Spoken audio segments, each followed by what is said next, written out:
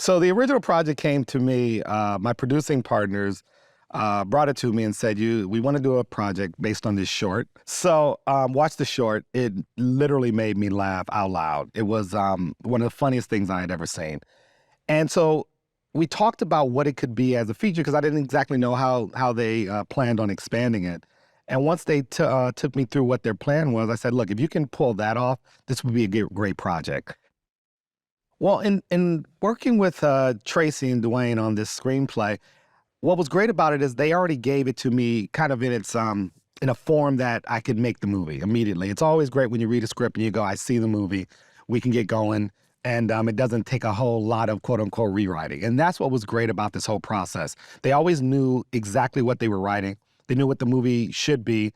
And I kind of walked into this kind of idea of me just being a protector of their vision and make sure I could get what it is they wanted it to be on screen with no apologies. Once this story came to me and it allowed me to kind of step one leg into the horror and the other leg could still be in what I feel comfortable in, I just had to go for it. But I think a lot of the quote unquote emotions that these characters go through are very realistic and very accessible to an audience. And I think when you find a piece of product that makes you kind of see stories that you've had in your head before that you want to tell, I think you have to kind of go for it, and that's kind of what I found myself in. Horror as well as comedy, I think, is best experienced with an audience, a lot of people together, because we're kind of going through this communal experience. Well, this film had a depth to it that I thought was extremely important to bring to light.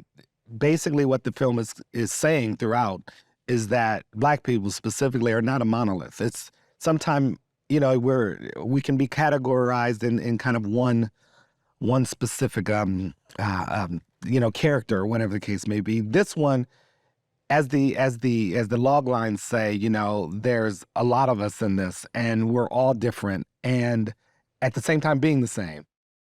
We said, how do we make this movie our own? And I think in their choices for choosing Juneteenth, how much more Black can you be in terms of unless this movie took place over the entire Black History Month, but it's one of the most important days that we own as a culture, and we wanted to own it in this film. The game was something that, in terms of design, there was a description of what it should be. As I started to get into what the actual board game would be, that's when it became really exciting for me from a visual standpoint, figuring out, as we looked at all the games, whether it was Life or Monopoly or, we took inspiration from that. Even there's a clock in the middle of it, and I guess by now most would have seen the trailer.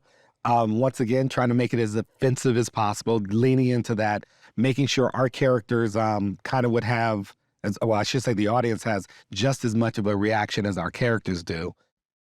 Horror and comedy are those two genres that are best experienced with people. And I think to combine those two, I think the only place to see this is in the theater, because there's a permission that is given to the comedy side of it as well as the horror side of it.